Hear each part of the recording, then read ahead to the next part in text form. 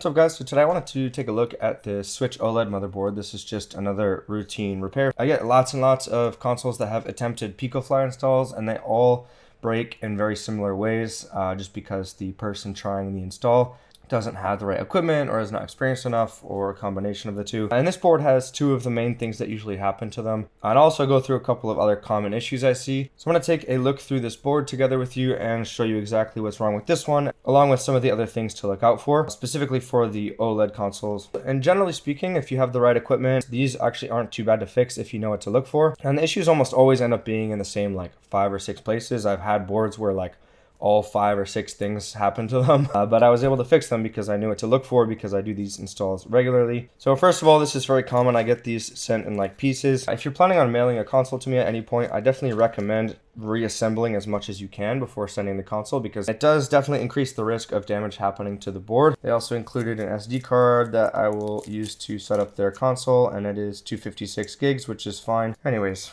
we can put all of this stuff aside and look at the motherboard. All right, so we've got the motherboard here alone, and let's just take a peruse over the board and I'll point out the things that I see as we go. So we just want to look in all of the areas where the installation happens. So all of the points, for example, this 8-point resistor here is missing. This is the command resistor, and this is inline in between the SoC and the NAND on the command point. So we definitely need that resistor there. That is a 4.7 kilo ohm resistor, and that is very commonly either missing or burnt out. So if you're measuring a higher resistance here than 4.7 kilo ohms, you almost certainly have a burnt command resistor here, and we need to replace that with a new 4.7 kilo ohm resistor. So very common. Even if this isn't missing, I'll always check with the multimeter and make sure that this isn't burnt, because it always gets burnt because people leave their iron on there for too long. And the resistance you'll read on it, you're going to see we are reading, 820 kilo ohms. That's way too high. For this spot, we should be reading around 4.7K or like 3.3K. 580 kilo ohms. So that's what you'll read, even if there is a resistor there. If it's burnt, if you read a high resistance like that over 4.7K, then you need to replace that. If everything else on the board is working and you have a missing resistor here, or it's burnt, you'll get a purple screen on the switch. And that's just a kernel panic from the switch. So we're definitely gonna have to replace that. We can come back to that. We also have something going on down here. This is a very common area for things to go wrong regarding trace damage for 2 reasons. One of the reasons is that this little via here needs to get scraped back in order to solder to it. And this is the clock point between, again, the SoC and the NAND. This is also known as the D point. So this one over here is the A point or command, and this one is the D point or clock. And this little via here, fortunately, actually doesn't look like it was dug out too much. You can see only one side of it there was actually scraped up. But at times you'll see that this connection is broken between this trace up here and down here. But this looks intact to me unless they scraped too much around this area. You can see lots of fluxes around here and stuff, so we'll have to clean this up. But I believe they didn't scrape too much. We can actually afford to scrape this like a little bit more here.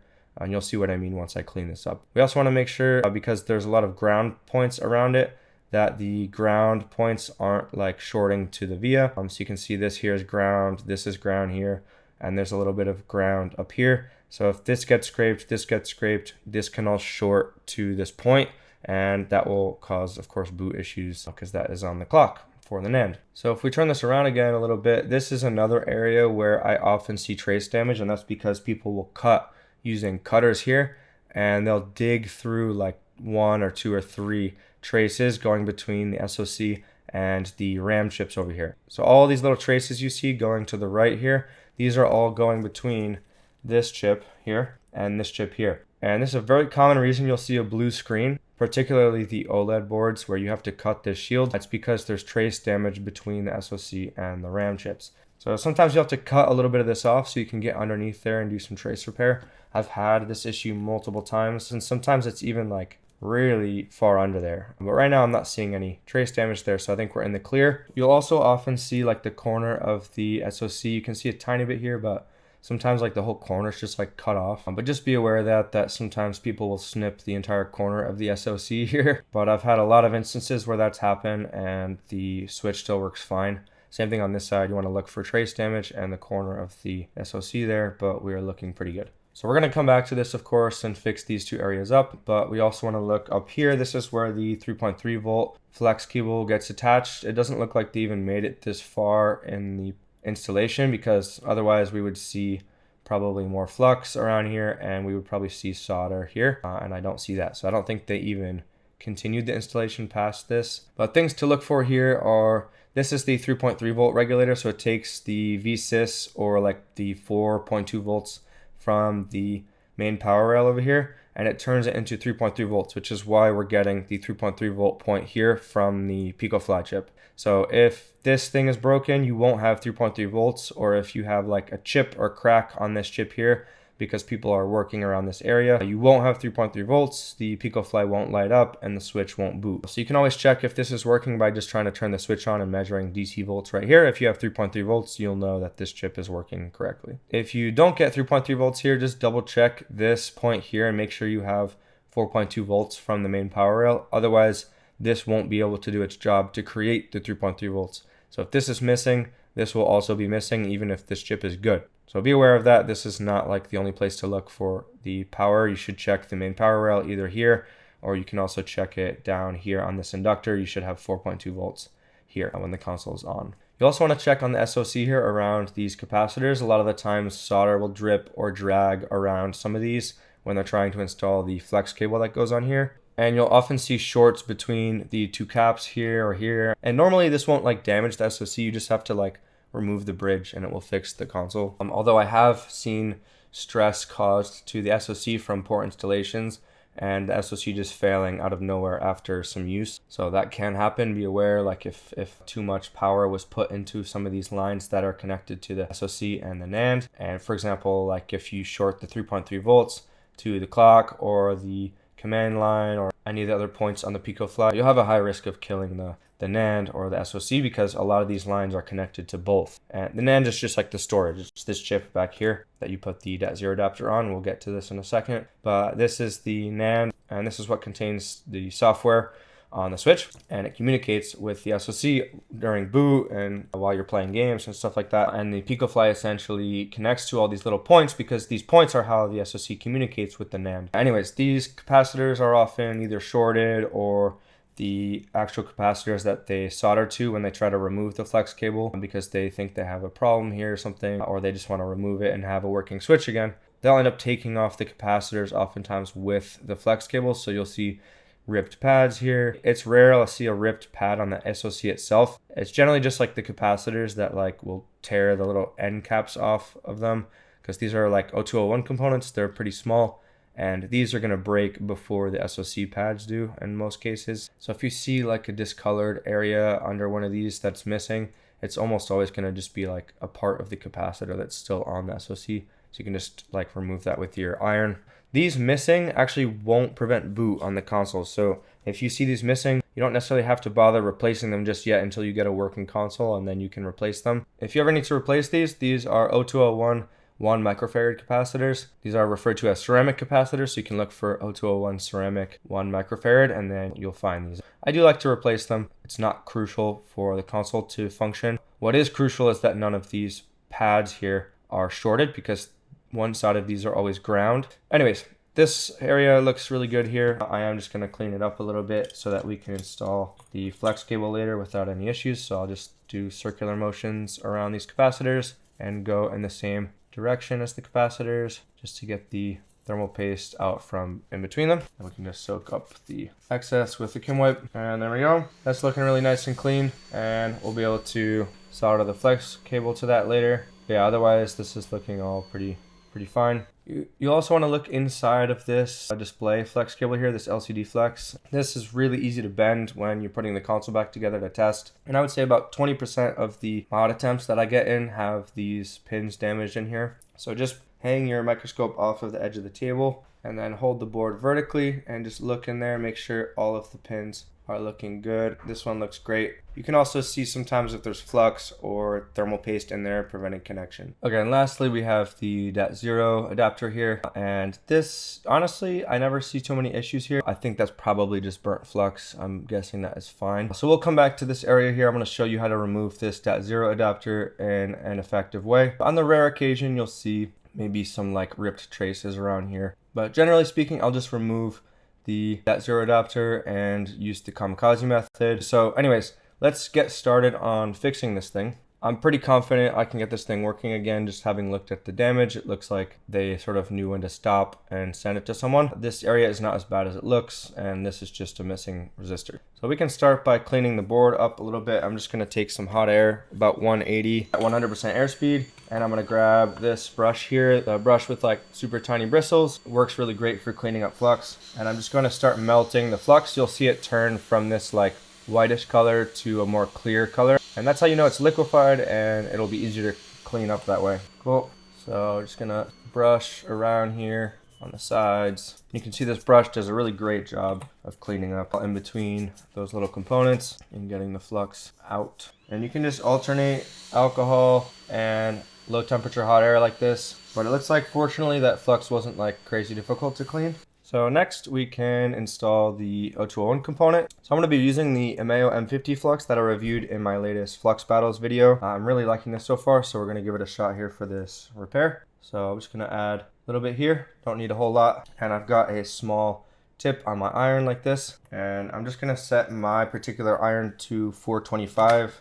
Just because I know my smaller cheap tips like this don't get really up to temperature. So it's probably really only at like 375. But first I'm going to just take a little bit of solder on my iron and sort of retin these pads and clean up that resistor there. And that's really all we need.